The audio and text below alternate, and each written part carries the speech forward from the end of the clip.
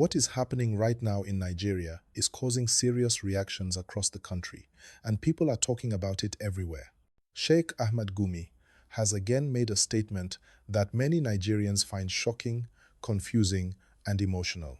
He said that bandits are people who can listen, while members of indigenous people of Biafra, also known as IPOB, do not listen and are only focused on separation. This statement did not just pass quietly. It entered the public space and immediately caused serious debate, anger, and deep thinking among Nigerians. As you are watching this, please don't forget to like this video and subscribe, because we are breaking this story in a way that everyone can understand. Sheikh Gumi is not a new name in Nigeria. For years, he has been involved in discussions around insecurity, especially in the northern part of the country.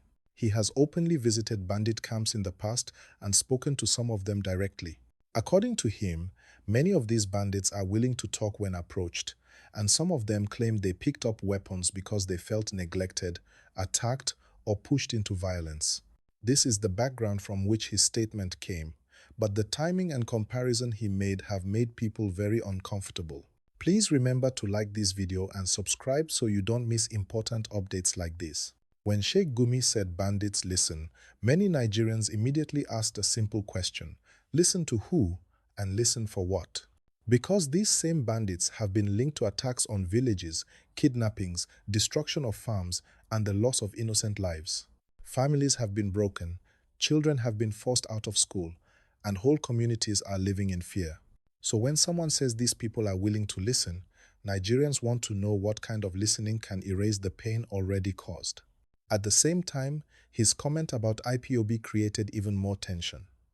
IPOB is a group that has long demanded self-determination for the southeastern part of Nigeria. The federal government has labeled the group as a terrorist organization, and there have been clashes between security forces and people believed to be connected to the group. Many people in the southeast feel targeted, unheard, and misunderstood.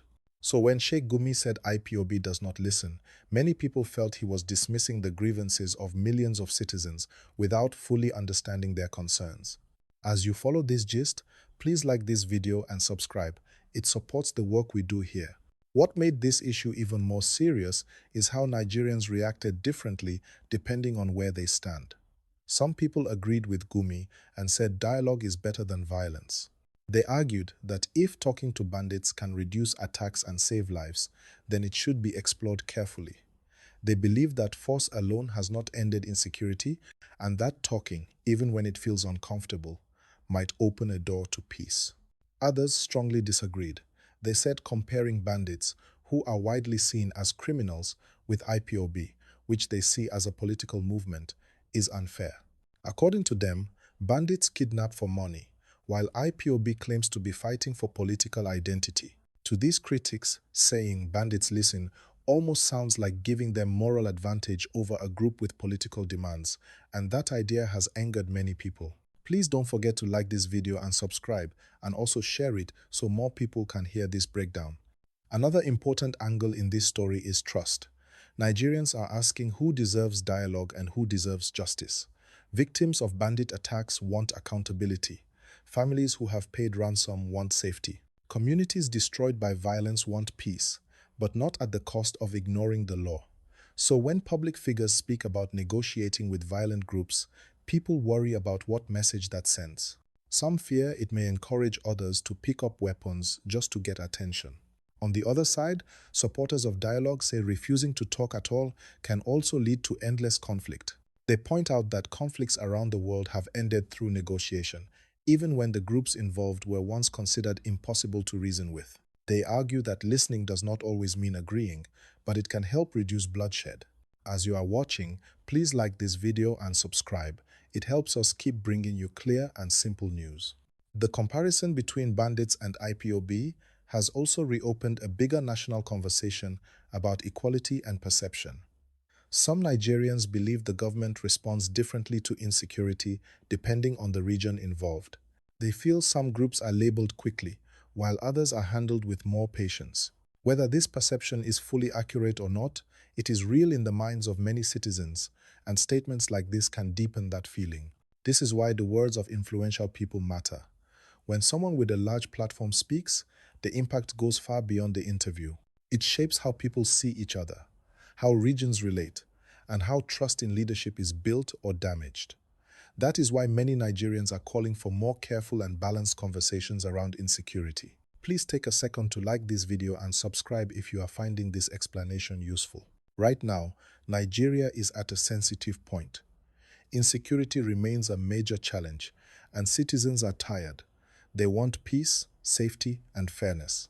They want leaders and influencers to speak in ways that unite, not divide. They want solutions that protect lives while respecting justice. That is why this statement has refused to go away from public discussion.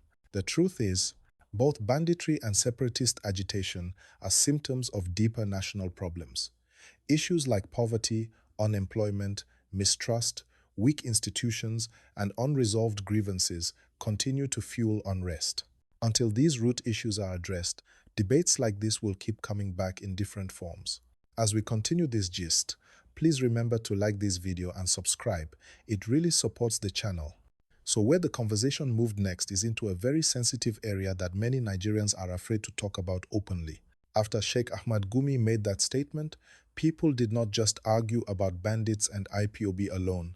They started asking deeper questions about consistency, fairness, and how the country handles different security problems. Some Nigerians began to say that words like dialogue and negotiation are not applied equally, and that is why trust keeps breaking down. Many people pointed out that when bandits attack communities, there are sometimes talks about amnesty, rehabilitation, and peace deals. But when agitation happens in the southeast, the language quickly changes to force, crackdowns, and hard labels. Whether this view is fully correct or not, it is a feeling shared by a large number of citizens, and feelings like this matter because they shape how people relate to the country. Please don't forget to like this video and subscribe, because these conversations affect all of us. Another angle people started discussing is the meaning of listening.